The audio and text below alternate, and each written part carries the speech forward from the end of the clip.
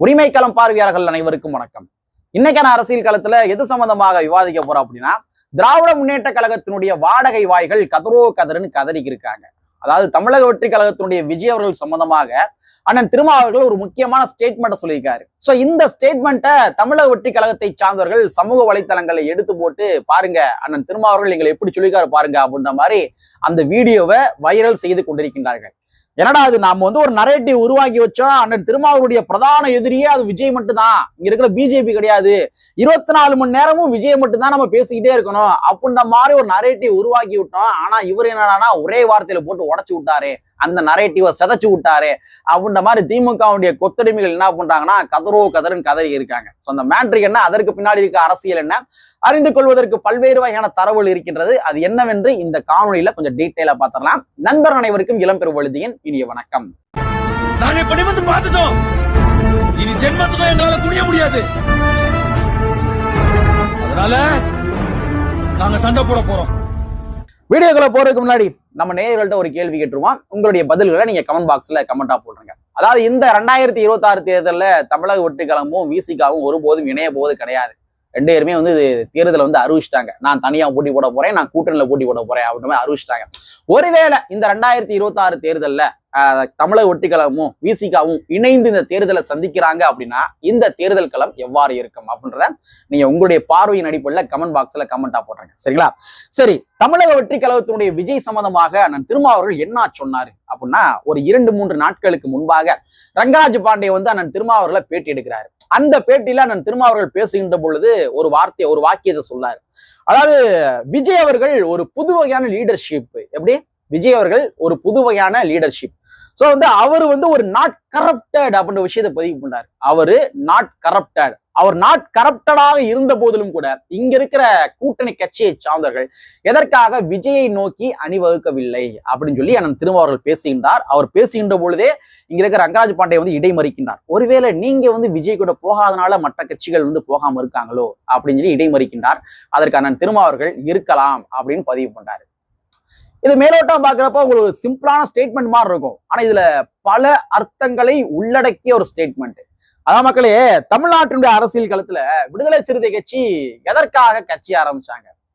அவங்க கட்சி ஆரம்பிச்சதனுடைய நோக்கமே என்ன அப்படின்னா, அம்பேத்கரிய அரசியலை பேசணும், அதே மாதிரி விளிம்புநிலை மக்களுடைய அரசியலை பேசணும், விளிம்புநிலை மக்களுடைய உரிமைகளை பேசணும், சனாதனத்தை தீவிரமா எதிர்க்கணும். சனாதனத்தை ஏந்தி பிடிக்கின்ற கட்சி எந்த கட்சி? பாஜக தீவிரமா எதிர்க்கணும்.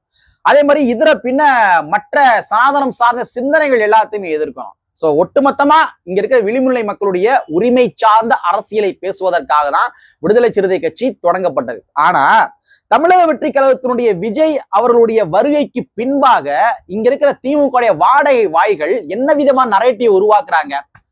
தமிழ்நாட்டினுடைய முக்கியமான பிரச்சனையே அது விஜய் மட்டும்தான், வேற யாருமே கிடையாது. இங்க இருக்கிற பிஜேபி கிடையாது, இங்க இருக்கிற நயினா நாகேந்திரன் கிடையாது, இங்க இருக்கிற அண்ணாமலை கிடையாது, இல்லாட்டி இங்க இருக்கிற வேற எந்த சனாதன சக்திகளுமே இங்க தமிழ்நாட்டுக்கு எதிரி கிடையாது. இங்க இருக்கிற சாதி சார்ந்த பிரச்சனைகள் தமிழ்நாட்டுக்கு எதிரி கிடையாது, எதுவுமே எதிரி கிடையாது. ஆனா விஜய் மட்டும்தாங்க இங்க இருக்கிற பிரதான எதிரி. சோ இந்த மாதிரிதான் ஒரு நரேட்டிவை தொடர்ச்சியா உருவாக்கிக்கிட்டே இருந்தாங்க.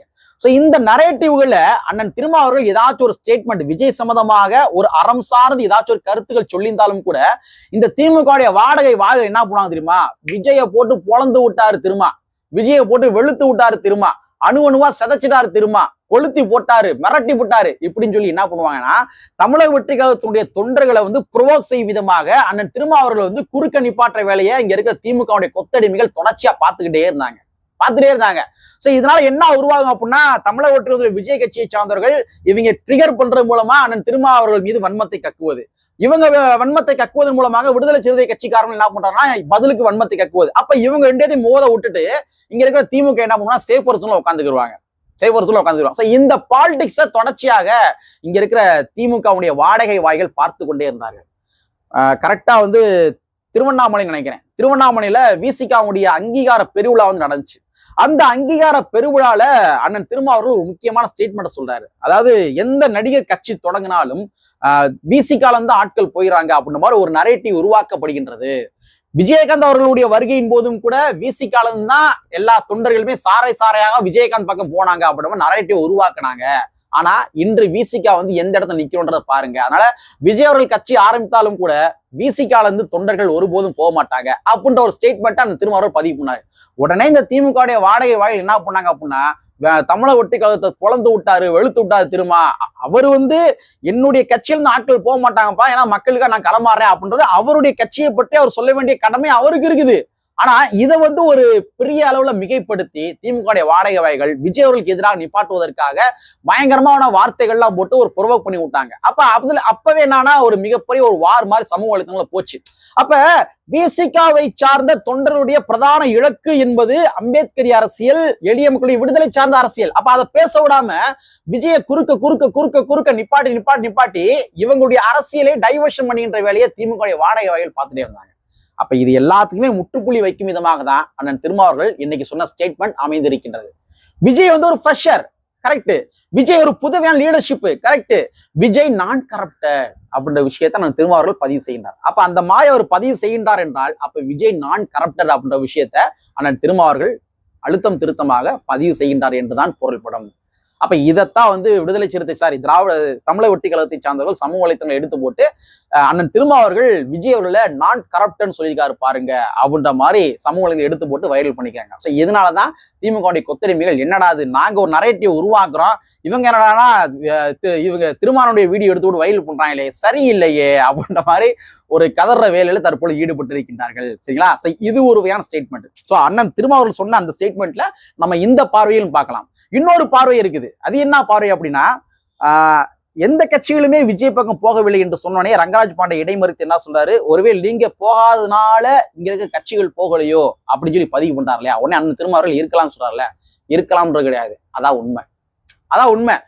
அண்ணன் திருமாவர்கள் எந்த பக்கம் இருக்கிறாரோ அங்கதான் இங்க இருக்கிற ஜனநாயக சக்திகள் எல்லாமே இருப்பாங்க. திமுகவுடைய கொள்கை பிடிப்புனால இங்க இருக்க கட்சிகள் இருக்காங்க நினைக்கிறீங்களா? கிடையாது. திமுகவுடைய கொள்கை பிடிப்புனாலதான் இங்க இருக்க கட்சிகள் திமுக கூட்டணியில் இருக்கிறாங்கன்றது கிடையாது. அண்ணன் திருமாவர்கள் இருக்கிறனாலதான் இங்க இருக்கிற ஜனநாயகவாதிகள் கூட்டணியில் இருக்கிறாங்க. இதான் ஃபேக்ட். திமுக என்னங்க கொள்கை கோட்பாடுகள் இருக்குது? சரவணா செல்வரத்னம் பாத்திர கடையில எப்படி எல்லா பொருட்களுமே கிடைக்குமோ அந்த மாதிரிதான் திமுக கொள்கை கோட்பாடுகள். ஒரு பக்கம் மேடையை போட்டு பெரியாரியம் பேசுவாங்க, சாதி ஒழிப்பை பேசுவாங்க, பெரியாருடைய பெருமைகளை பேசுவாங்க. ஆனா அதே மாதிரி இன்னொரு பக்கம் மேடையை போட்டு ரெட்டியார் மாநாடுல பத்தி பேசுவாங்க, செட்டியார் மாநாடுல கலந்துக்கிடுவாங்க, இசை வேளாண் சங்க மாநாடுல கலந்துக்கிடுவாங்க, ராஜ்கவுண்ட் மாநாடுல கலந்துக்கிடுவாங்க. அந்த மாதிரி ஒரு பக்கம் பெரியாரையும் பேசுவாங்க, சாதி ஒழிப்பையும் பேசுவாங்க, இன்னொரு பக்கம் சாதி இருப்பையும் பேசுவாங்க, சாதி பெருமையும் பேசுவாங்க. சோ சரவணா செல்வரத்னம் பாத்திரங்கள்ல எப்படி எல்லா பொருட்களும் கிடைக்குமோ அந்த மாதிரிதான் திமுகக்குள்ளேயும் எல்லாமே கிடைக்கும். பாஜக பண்ற அத்தனை வேலையும் திமுகவே பண்ணிக்கிடுவாங்க. நானே பண்றேன், எதுக்கு பாஜக உனக்கு வேலை வச்சுக்கிட்டு, நானே பண்றேன். சோ இந்த மாதிரி திமுகவுடைய கொள்கை என்பது அது வந்து ஒரு ஒற்றை இலக்கை கொண்ட கொள்கை எல்லாம் கிடையாது. அவங்க வந்து ஆட்சி அதிகாரத்தை கைப்பற்றணும் அப்படின்ற காரணத்துக்காக எந்த எல்லைக்கு வேணாலும் இறங்குவாங்களே ஒழிய அவங்க கொள்கை கோட்பாடுகள், ஒரு கொள்கை பிடிப்பு, கொள்கை உறுதித்தன்மை இது எதுவுமே கிடையவே கிடையாதுங்க. சோ விசிகாவுடைய அண்ணன் திருமாவர்கள் எங்க இருக்கிறாரோ அங்கதான் இங்க இருக்கிற மற்ற கூட்டணி கட்சி எல்லாமே இருப்பாங்க, ஜனநாயக சக்திகள் எல்லாம் இருப்பாங்க. சோ அதனாலதான் அதனை வெளிப்படுத்தும் விதமாக தான் ரங்கராஜ் பாண்டே கேட்கிறாரு, நீங்க ஒரு விஜய் கூட போகாதனாலதான் இங்க இருக்கிற மற்ற கட்சிகள் போகலையோ அப்படின்னு கேட்கிறாரு இல்லையா. அது வந்து உண்மை, அதான் உண்மை. ஆனா திருமாவர்கள் ஒருவேளை தமிழக ஒட்டி கழகத்தோட கூட்டணி அமைச்சிருந்தாரு, நான் போயிருந்தாரு அப்படின்னா இங்க இருக்கிற அத்தனை கட்சிகளுமே வந்து வெளியேறி இருப்பாங்க. ஃபேக்ட், அத்தனை கட்சிகளுமே வெளியேறி இருப்பாங்க. நீங்க கொஞ்சம் திங்க் பண்ணி பாருங்க. எதுக்கு திமுகவுடைய தலைமை ஏத்துக்கிட்டு திமுக எல்லா சாதியும் உள்ள தூக்கி போடுறாங்க, சாதி சங்கம் உள்ள தூக்கி போடுறாங்க. அதே மாதிரி அண்ணன் திருமாவர்கள் வந்து திமுக பொருந்தலி விட்டு திமுக அல்லாத கூட்டமைப்பு, தமிழ் கூட்டமைப்பு அப்படின்ற மாதிரி கூட்டமைப்பு உருவாக்கணும் வச்சுக்கோங்க. ஒருவேளை திமுக அதிமுக இல்லாத மாற்று சக்திகள் கூட்டமைப்பு அப்படின்ற மாதிரி அண்ணன் திருமாவர்கள் ஒருவேளை ஒரு கூட்டமைப்பு உருவாக்குற வச்சுக்கோங்க. இங்க இருக்க அனைத்து சாதிகளும் சேர்ந்து உருவாக்குற வச்சுக்கோங்க. திமுக சர்வை பண்ண முடியுமா? தமிழ்நாட்டின் அரசியல் எப்படி இருக்கும் யோசிச்சு பாருங்க. அப்ப ஏதோ ஒரு கொள்கை கோட்பாடுகளுக்காக மட்டும்தான் வந்து அண்ணன் திருமாவர்கள் திராவிட முன்னேற்ற கழகத்துல இருக்கிறாரு. சோ அண்ணன் திருமாவர்கள் இருக்கிறதுனால தான் இங்க இருக்கிற மற்ற கூட்டணி கட்சிகள் இருக்கிறாங்க. 2026 2016 என்ன நடந்துச்சு? திமுக அண்ணன் திருமாவர்களை மதிக்கல, கூட்டணி கட்சியில மதிக்கல. அதனாலதான் வந்து அண்ணன் திருமாவர்கள் வெளியேறாரு. அவர் வெளியேறினதுக்கு பின்பாக கம்யூனிஸ்ட் வெளியேறாங்க, மற்ற கட்சிகளை வெளியேறாங்க, மக்கள் நல கூட்டணி அப்படின்னா கூட்டணி உருவாகுது. சோ இந்த கூட்டணி ஆட்சிக்கு வர முடியவில்லை, வெற்றி பெற முடியவில்லை. ஆனா திமுகவுடைய அதிகாரத்தை பறிச்சாங்க. கரெக்டா? கூட்டணியில் அன்னைக்கு இருந்திருந்தாங்க அப்படின்னா திமுக வந்து ஆட்சி அமைச்சிருப்பாங்க. அப்ப திமுகவுடைய அதிகாரத்தை பறித்த நபர்கள் யாருன்னா இந்த மக்கள் நல கூட்டணி, அண்ணன் திருமாவர்கள் உட்பட மக்கள் நல கூட்டணி.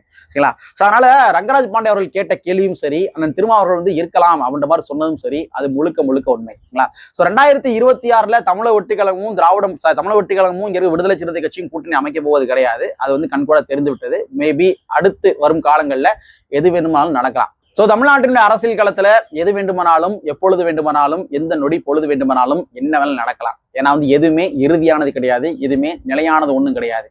தமிழ்நாட்டின் அரசியல் களத்துல வந்து கடைசி நொடி பொழுதுல கூட பல கூட்டணி கட்சிகள் கூட்டணி மாறி இருக்கிறாங்க. என்னன்னு நடந்திருக்குது. அண்ணன் திருமாவர்களுக்கே கூட 12 சீட்டை வந்து இங்க இருக்கிற கலைஞர் அவர்கள் ஒதுக்கி விட்டு அதற்கு பின்பாக மறுபடியும் வந்து இங்க வாங்க 2 சீட்டை பறிக்கிட்டு வெறும் 10 சீட்டுன்னு கொடுத்தாரு. அந்த மாதிரி நிகழ்வுலாம் நடந்திருக்குது. ஸோ அதனால அரசியல் களத்துல எது வேண்டுமானாலும் எப்பொழுது வேண்டுமானாலும் நடக்கலாம். ஸோ அனைத்திற்கும் அனைத்து கட்சியுடைய தொண்டர்களும் தயாராக இருக்க வேண்டும் என்பதை கூறிக்கொண்டு, கற்பி ஒன்று சேர் புரட்சி சென்று புரட்சியாளர் அம்பேத்கருடைய வரியை கூறிக்கொண்டு நிறைவு செய்கின்றேன். நன்றி, வணக்கம்.